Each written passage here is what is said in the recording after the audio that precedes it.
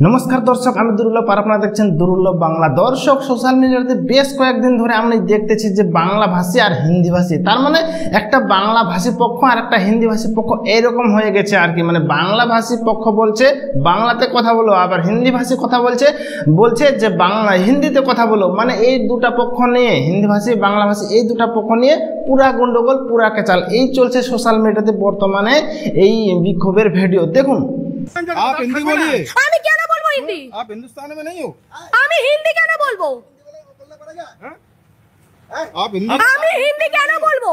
আপনি বিহারে গেলে বাংলা সার্ভিস দেবেন? আপনি হিন্দি কেন বলবো? আগে উত্তর দিন। বাংলা সার্ভিস দেবেন তো? सेंट्रल का नौकरी আর है। সেন্ট্রাল তো কি হয়েছে? আপনি যেখানে আছেন, আমি সেন্ট্রাল নকরি করি। তো কি আপনি যেখানে আছেন এটা ওয়েস্ট বেঙ্গল। तो वहाँ का भाषा बोलोगे। হ্যাঁ हैं? আচ্ছা আপনি হিন্দি, আমি জানি না হিন্দি, আমি বুঝি না হিন্দি, কি করবেন? ये आपका गलती है। গলতি গলতি কেন? হিন্দি বলবো কেন? আপনি বলুন আমি হিন্দি কেন বলবো? हम बांग्ला क्यों बोलेंगे। আপনি পশ্চিমবঙ্গে চাকরি করছেন, আঞ্চলিক ভাষা আপনি জানবেন, কেন বলবেন না? হিন্দি কি রাষ্ট্রীয় ভাষা?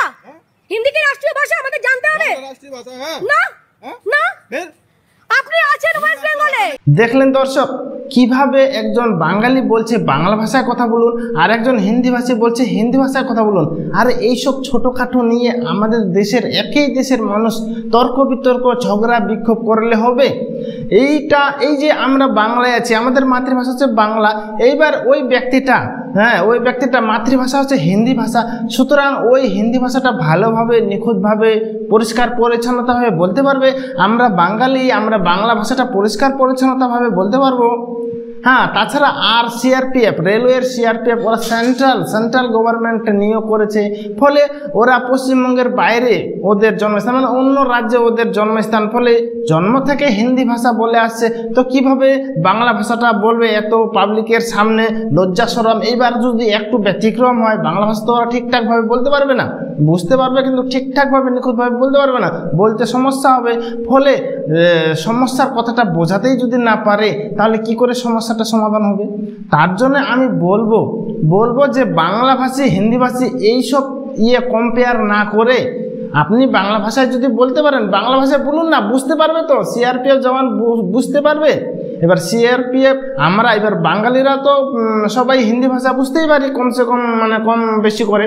তো এবার সিআরপিএফ অফিসারটা হিন্দি ভাষায় বলুক, আমরা সেটাও বুঝতে পারবো।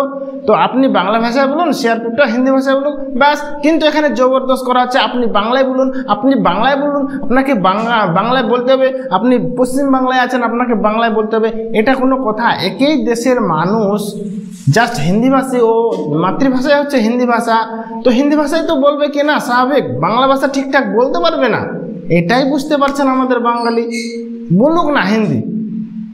তার জন্য এইসব ছোটোখাটো বিষয় নিয়ে আমাদের একই দেশের মানুষের মধ্যে এই তর্ক বিতর্ক বিক্ষোভ এগুলো করে লাভ নেই, যেটা আমি মনে করি। দর্শক শুনুন নেক্সট একটা ভিডিও। আমরা মাথা নত করতে শিখিনি, আমাকে এত বদনাম নিতে হবে শুধু এই জায়গাটা আছে বলে, বাংলার ভালো চাই বলে রোজ আমাকে অসম্মান করা হয়। আমার জায়গায় অন্য কেউ হলে লজ্জায় মাথা নত করে পালিয়ে যেতেন, কিন্তু আমি এখনো সহ্য করি। কেন জানেন? আমি জানি আমি যদি না থাকি তাহলে মনে রাখবেন যে জিনিসগুলো করছি বা করে যাচ্ছি বা আগামী দিনে করব, এগুলো সব লুঠেরারা লুঠে নেবে। দর্শক এখানে শুনলেন আমাদের মুখ্যমন্ত্রী কি বললেন যে আমি এতক্ষণ ধরে আছি বলেই আমাদের এই ইয়েটা টিকে আছে। মানে বুঝতে পারছেন, পরিষ্কারভাবে বললেন যে অন্য জন হলে, অন্য কেউ কোনো ব্যক্তি যদি হতো, মানে মুখ্যমন্ত্রীর পদে থাকতেন, তাহলে সেই ব্যক্তিটা এতদিন লজ্জায় ঘৃণায় চলে যেত, মাথা হেট করে চলে যেত, সত্যি চলে যেত। কারণ পশ্চিমবঙ্গে যে দুর্নীতি, আর মুখ্যমন্ত্রী আরও এখানে বললেন যে লুঠেরা লুঠে নিয়ে যাচ্ছে, কিন্তু এখানে আমাদের মুখ্যমন্ত্রী বুঝতে পারছেন না যে কোন লুঠেরাটা কে। কারণ আমাদের পশ্চিমবাংলায় শুধু আমি না, পশ্চিমবাংলায় সমস্ত সাধারণ মানুষ বুঝে গেছে যে লুঠেরা কে লুঠে নিয়ে যাচ্ছে। আমাদের পশ্চিম বাংলায় কে লুটে নিয়ে যাচ্ছে? বেকারদের চাকরি কে লুটে নিয়ে গেল? যারা চাকরি অযোগ্য চাকরি টাকা দিয়ে চাকরি নিয়েছে সেই চাকরির টাকাটা কে লুটে নিয়ে গেছে? রেশন কার্ডের দুর্নীতি কে লুটে নিয়ে গিয়েছে? গুরুচোর, বালিচোর, মিড ডে মিল, মানে মানে তাজ্জব ব্যাপার, কে লুটে নিয়ে গেল বা কে লুটে নিয়ে গিয়েছে পশ্চিম বাংলার মানুষ ভালো করে ভাবে বুঝতে পেরে গেছেন। অথচ মুখ্যমন্ত্রী বলছে যে লুটেরা লুটে নিয়ে যাচ্ছে। আপনাদের এই যে পার্টিটা সেটা কি কম লুটে গেছে? লাখ লাখ টাকা, কোটি কোটি টাকা পাওয়া যাচ্ছে, একটা ব্যক্তির 10টা 12টা ফ্ল্যাট। আপনাদের পার্টিটাই তো লুটে নিয়ে গেছে। আমাদের পশ্চিমবাংলার সমস্ত সাধারণ মানুষ বুঝে গেছে এবং কি বুঝতে পেরে গেছে এটা যে পশ্চিমবাংলাটাকে লুট করলো এই তৃণমূল কংগ্রেস। কারণ নেতায় নেতায় দুর্নীতি, নেতায় নেতায় দুর্নীতি। কোথায় দুর্নীতি নেই বলুন তো? কমেন্ট বক্সে জানাবেন যে এই জায়গাটায় দুর্নীতি হয়নি, অবশ্যই কমেন্ট বক্সে জানাবেন। আমি তো দেখতে পাচ্ছি প্রত্যেকটা জায়গায় দুর্নীতি, সে পঞ্চায়েত থেকে অঞ্চল থেকে, সেই বাচ্চার ডিম থেকে শুরু করে রেশন, সব জায়গায় দুর্নীতি দেখতে পাচ্ছি। এমন কোন একটাও সরকারি স্কিম নেই যে সেখানে দুর্নীতি হয়নি। তো লুটেরাটা কে? কে লুটেরা? এখানে কাকে বলতে যাচ্ছেন আমাদের দিদি, আমাদের মুখ্যমন্ত্রী, পশ্চিমবাংলার মুখ্যমন্ত্রী? মানে কি বলবো, এই যে এসএসসি হলো, এসএসসি কার জন্য চাকরি গেল? 26,000 চাকরি কার জন্য বাতিল হলো? রাজ্য সরকারের জন্য, শাসক দলের জন্য, তৃণমূল কংগ্রেসের জন্য। তারপর আবার শেষে যখন চাকরি চলে যায়, একদম চাকরি চলে গেল, সুপ্রিম কোর্ট ঘোষণা করে দিল, তারপর আবার চাপে পড়ে যোগ্যদের লিস্ট দিল, সে 1806 জন নাকি অযোগ্য। এট লাস্ট লিস্ট দিল, আবার ফের 26,000 চাকরি বাতিলও গেল। বুঝতে পারছেন? মানে এদিকেও না সেদিকেও না, বিরাট একটা শূন্য, দুপক্ষেরই লস।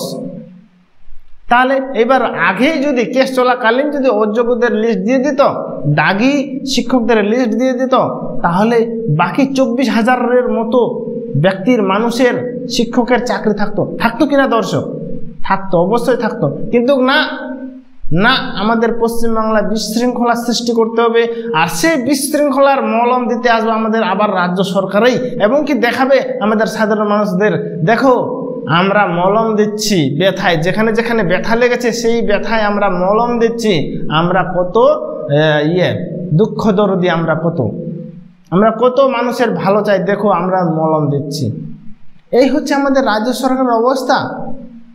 কি বলবো দর্শক, এই হচ্ছে ব্যবস্থা। তবে আমি আবারও বলতে চাইবো যে বাংলাভাষী হিন্দিভাষী এটা নিয়ে তর্ক বিতর্ক, বিক্ষোভ, ঝগড়াঝাটি না করাই ভালো।